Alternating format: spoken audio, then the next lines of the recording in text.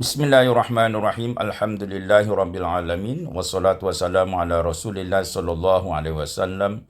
Kembali saya akan membaca kitab Al-Azbul Furat fi Usulil Qiraat pada qiraat Ibnu Amir terkait dengan al-hamzataini, bab al-hamzataini min kalimatin wahidah, iaitu dua hamzah pada satu kalimat. Qara'a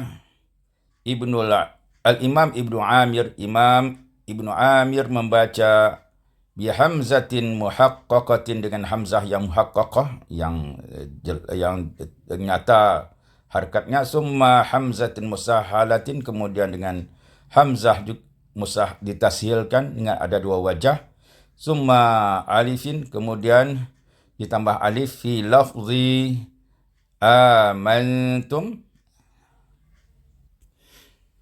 Maka dengan dibaca dengan amantum atau amantum. Ini terdapat dalam surat Al-A'raf ayat 123, surat Toha ayat 17 dan surat Asy-Syu'ara ayat 49. Dan pada lafaz alihatuna, Az-Zukhruf ayat 58 dibaca dengan alihatuna atau alihatuna.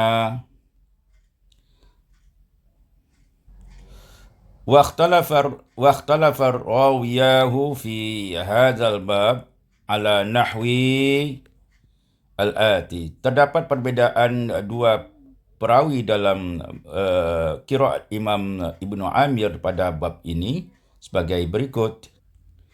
Awalan, mazhab Al-Imam Hisham. Yang pertama adalah mazhab Al-Imam Hisham. Iza kanatil hamzatul ula maftuhatan, apabila hamzah yang pertama itu fathah. Wasaniyah maftuhah, dan huruf hamzah yang kedua juga fathah. Nahu anzartahum. Lahu fiha wajhan, dalam riwayat Imam Hisham ada dua wajah, yaitu yang pertama, tashil hamzatil tsaniyah, ditashilkan hamzah yang kedua, ma'a idkhal, berserta menambahkan alif pada setelah hamzah yang pertama, al-fasal bainahuma, yang merupakan pemisah, alif pemisah antara dua hamzah tersebut, sehingga kita baca dengan anzartahum. Sekali lagi, anzartahum. Kemudian cara yang kedua, wa tahqiquha ma'a idkhali alifil fasli bainahuma.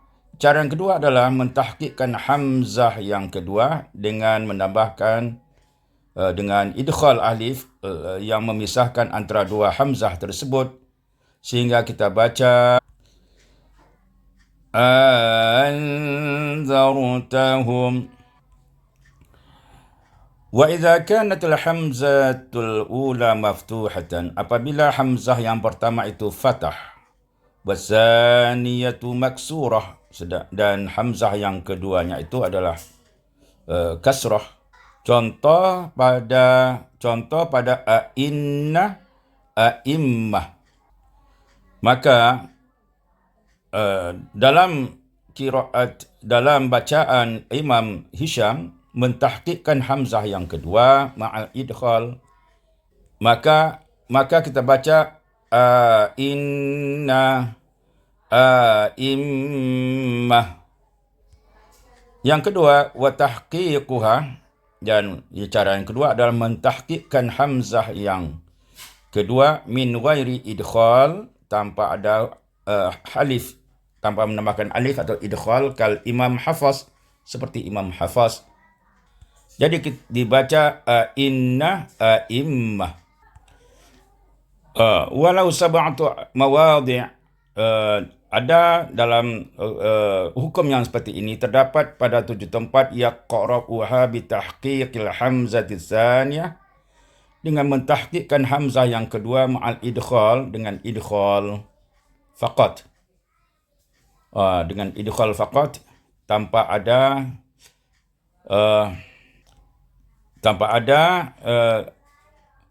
iaitu dibaca dengan menambah alif.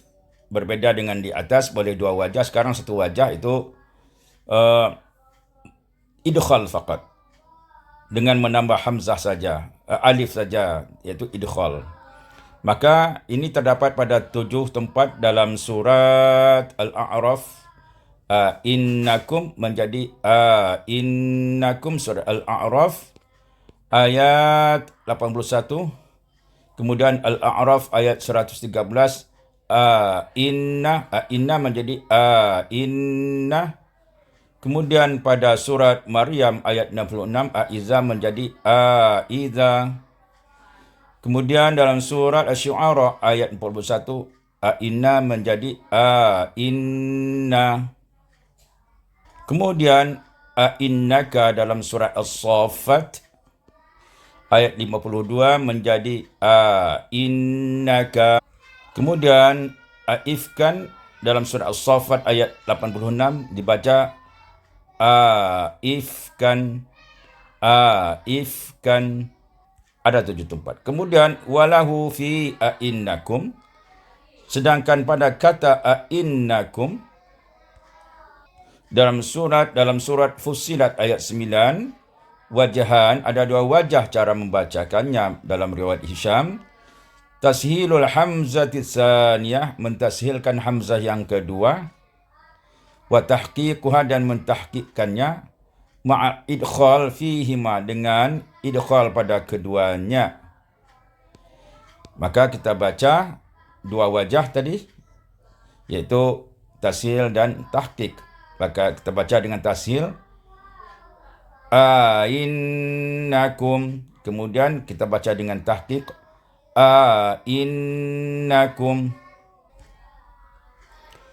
Wa iza kanatil hamzatul ula, apabila hamzah yang pertama maftuhah, berbaris fathah, wasaniyatu madmumatan, dan yang kedua adalah berhakat dhammah, nahu unabbiukum. Contoh unabbiukum dalam surat Al-Imran ayat 15. Lahu fiha, dalam hal ini ada 2 wajahan. Yang pertama tahqiqul hamzati tsaniyah ma'a idkhal. Mentahqiqkan hamzah yang kedua dengan idkhal. Maka kita bacakan unabbiukum. Atau cara yang kedua tahqiquha, dan ditahqiqkan juga hamzah yang kedua ma'a adamil idkhal, tanpa ada idkhal. Maka dibaca unabbiukum. Sama dengan bacaan hafaz.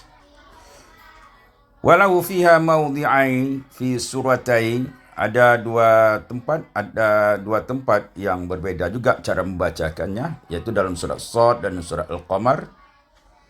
Pada kata unzila alaihi dzikru, ulqiya alaihi dzikru, dalam surat Shad dan Al-Qamar, wal Qamar. Ini dibaca dengan salah satu aujuh. Ada 3 wajah, yaitu tahqiqul hamzati tsaniyah, mentahqiqkan hamzah yang kedua ma'al adkhal, sehingga kita baca unzila alaihi dzikr, atau ulqiya alaihi dzikr.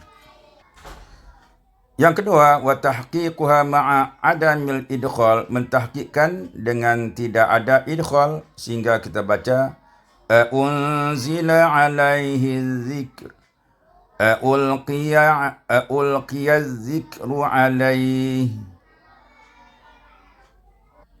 Pada cara yang pertama tadi, itu tahqiq hamzah yang kedua ma'a idkhal pada kalimat ulqiya dzikru alaih. Jadi kita baca ulqiya dzikru alaih. Kemudian cara yang kedua adalah tahqiq ma'a adamil idkhal, tahqiq dengan tanpa ada idkhal, kita baca ulqiya dzikru alaih. Kemudian cara yang ketiga adalah tashil ma'al idkhal, mentashilkan hamzah yang kedua itu dengan idkhal. Unzila alaihi dzikr, atau ulqiya dzikru alaihi. Sanian, mazhab yang kedua iaitu dari riwayat dari qiraat Imam Ibnu Amir, itu mazhab al-Imam Ibni Zakwan. Mazhabul Imam Ibni Zakwan fi hadzal babi, dalam bab ini, wa tahqiqul hamzatain, iaitu mentahqiqkan dua hamzah, kal imami Hafs, membacanya seperti bacaan Imam Hafs. Demikianlah pembahasan al-hamzatan min kalimatin wahidah. Wallahu a'lam bissawab.